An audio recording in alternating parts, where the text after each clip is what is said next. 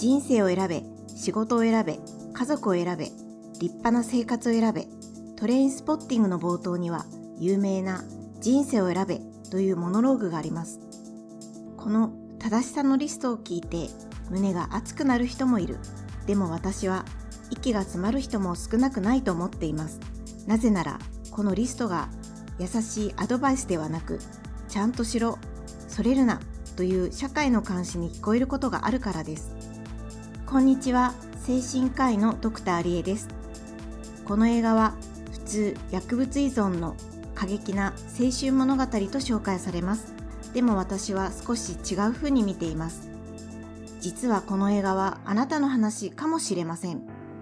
自分は薬物なんてやってないしと思うかもしれない。けれど形が違うだけで私たちも同じ沼に落ちることがあります。今日は3つの章でこの映画を深く掘り下げます。第1章、脳が悲鳴を上げる理由。第2章、SNS という名の汚いトイレ。第3章、裏切りこそが回復の開始点。なお、これは診断や治療の指示ではなく、映画を題材に心の仕組みを考えるための考察です。では始めます。第1章、脳が悲鳴を上げている。残酷な真実を言います。今の社会でまともに生きるのは心にとってストレスが大きすぎます。嫌いな上司、愛想笑い、空気読み、将来不安、そして SNS で流れてくる他人の幸せ。これは全部脳に24時間ブレーキを踏ませ続ける作業です。車でずっとブレーキを踏んでいたら壊れますよね。脳も同じです。ある日突然、理由もなく涙が止まらなくなる。朝、体が重くて布団から出られない。それは意志が弱いからではありません。心のエネルギーが切れかけて焼き切れそうになっているだけです。だから頑張れている人ほどある日突然ガクッとくるんです。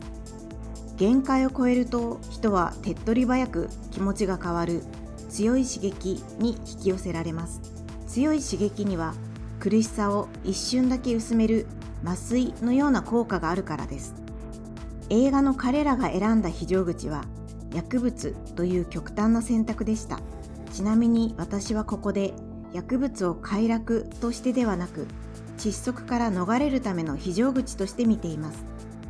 私は薬物なんてやらないと思っていませんか？でも経験ありませんか？終わらないショート動画、深夜のドカ食い、衝動買い、ストロング系チューハイ、予定を詰め込みすぎること。これらは全部小さな麻酔です。小さな非常口があるから私たちは何とか日常を回せている。もしやめたいのにやめられないなら、それは性格の問題ではありません。心が緊急避難を求めているサインかもしれない。あなたは今、ちゃんと息ができていますか？第2章、SNS という名の汚いトイレ。映画には、スコットランド最悪のトイレという伝説のシーンがあります。主人公が汚い便器に頭から潜り込んでいくあの気持ち悪い場面。でも私にはあれが現代の SNS に見えるんです。見れば気分が悪くなると分かっているのに、炎上ニュース、芸能人のスキャンダル、コメント欄の時刻に潜り込んでしまう。弱っている夜ほど汚いものを見に行きたくなる。なぜか、それは楽しいからじゃなくて、静かだと苦しいからです。疲れ果てた状態では強い不快感ですら生きている実感にすり替わってしまうことがあります。過剰なストレスで心がオーバーヒートすると感情が麻痺したように感じることがある。何も感じない。世界から色が消える。その虚無感は人にとってとても怖い。そんな時、心は穏やかな安心よりも短期的に反応が返ってくる強い刺激に引き寄せられやすくなる。そして脳は非常時モードに切り替わり、どんなに汚いものでもいいから刺激を求めます。怒り、嫉妬、嫌悪感でも構わない。何も感じないような感覚より強い不快感がある方がまだ生きている気がするからです。そして SNS は残酷です。他人のキラキラしたハイライトが24時間流れ続け、人生を選べというリストが無限に更新される。置いていかれる感覚が強いほど、人は罪悪感より先に恥に支配されます。自分がダメだという恥は人を暗い場所へ追い込む。だからトイレの底、ネットの沼に隠れていたくなる。深夜にスマホで探しているのは情報ではありません。一瞬だけ現実を忘れさせてくれる麻酔。まだ死んでいないと確認させてくれる苦くて痛い注射なんです。レントンがトイレに潜ったのは彼が特別だからじゃない。彼も私たちと同じ息苦しさから逃れ、一瞬の実感に飢えた孤独な潜水士だったんです。第3章、裏切りこそが回復の始まり。終盤、レントンは仲間を裏切って逃げ出します。私はこれを単純な更生とは見ません。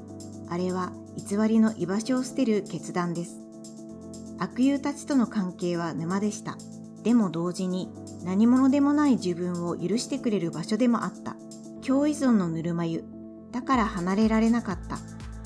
抜け出そうとするとき、人は仲間を見捨てたという強烈な罪悪感の鎖に引き戻されます。この罪悪感こそが人を不健康な場所につなぎ止める鎖です。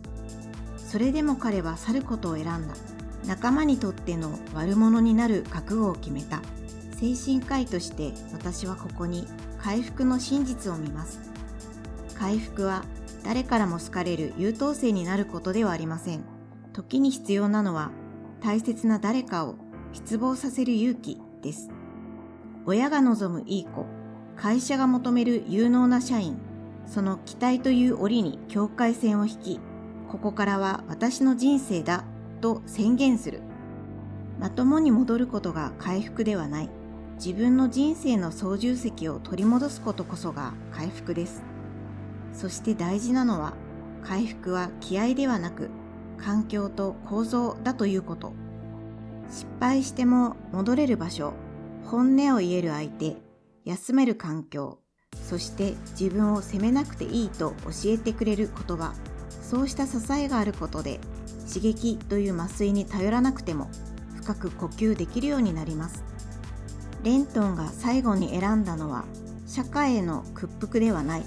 彼自身のために選び取った彼だけの人生の始まりだったんです。